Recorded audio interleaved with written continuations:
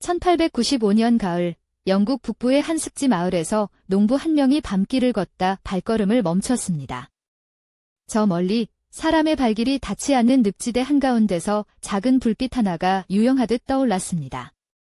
그것은 분명히 불이었습니다. 그런데 그 자리에는 아무것도 없었습니다. 이 목격담이 특별한 이유는 그것이 단 한 번의 사건이 아니기 때문입니다. 수백 년 전 동아시아의 기록에도 18세기 유럽 여행기에도 19세기 미국 남부 늪지대의 증언에도 놀랍도록 닮은 묘사가 거듭 등장합니다.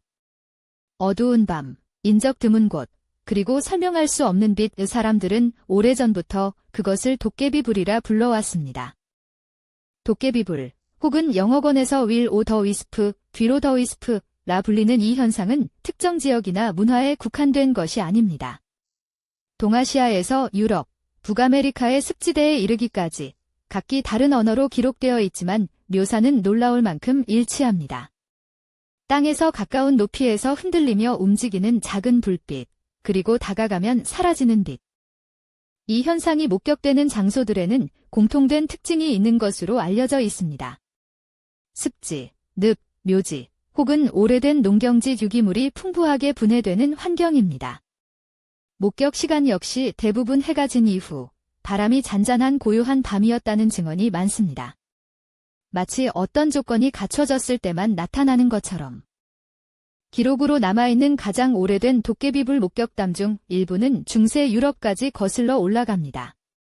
당시 사람들은 이것을 죽은 자의 영혼이 내뿜는 불빛, 혹은 저승으로 인도하는 신호로 여겼다고 전해집니다. 저녁 기도를 마치고 돌아가던 수도사가 묘지 앞에서 멈췄다는 기록이 있는가 하면 빛을 따라간 여행자가 더 깊은 늪으로 빠져들었다는 이야기도 전해집니다. 한반도에도 유사한 기록이 남아있는 것으로 알려져 있습니다. 도깨비불이라는 이름 자체가 이미 오래전부터 사용되었으며 민간에서는 무덤 주변에서 나타나는 이 빛을 저승의 신호로 해석하기도 했다고 합니다. 특히 장마철 이후 습기가 가득 찬 밤, 야산이나 논두렁에서 목격되었다는 이야기가 여러 기록에서 공통으로 등장합니다. 19세기에 들어서며 도깨비불 목격담은 더욱 구체적인 형태로 기록되기 시작했습니다.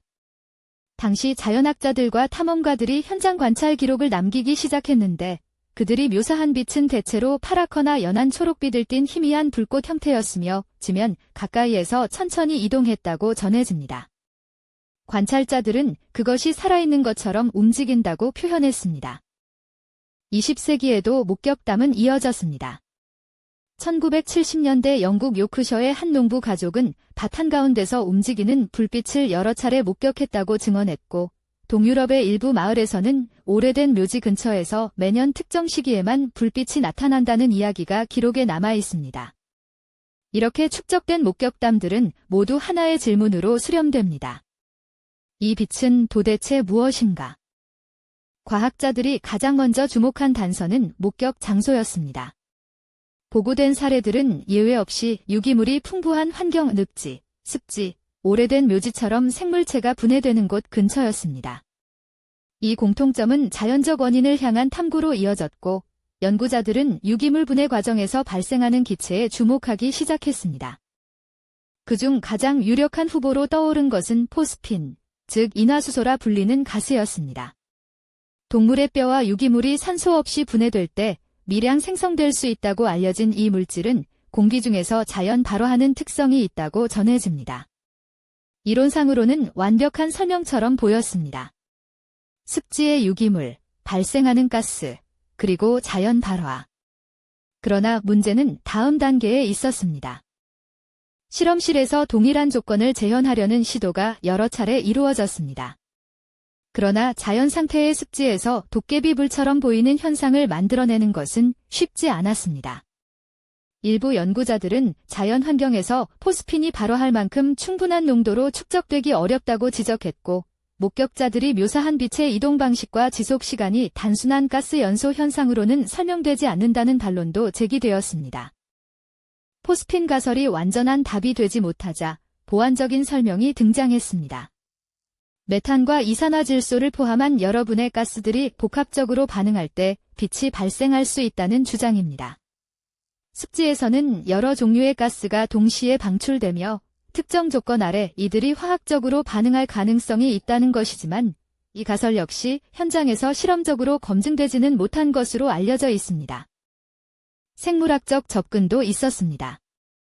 일부 균류와 박테리아는 썩어가는 유기물 위에서 희미한 빛을 스스로 낸다는 것이 확인되어 있습니다. 어두운 숲에서 발견되는 이른바 발광균 현상은 실제로 관찰된 바 있습니다.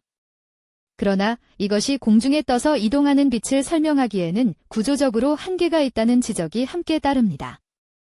더 이색적인 가설로는 도깨비불을 구형 번개, 즉 볼 라이트닝의 일종으로 보려는 시도도 있습니다. 구형 번개 역시 오래도록 그 정체가 논란이 되어온 현상으로 공중에서 발광하며 이동하다 사라진다는 점에서 표면적으로 닮아 있습니다.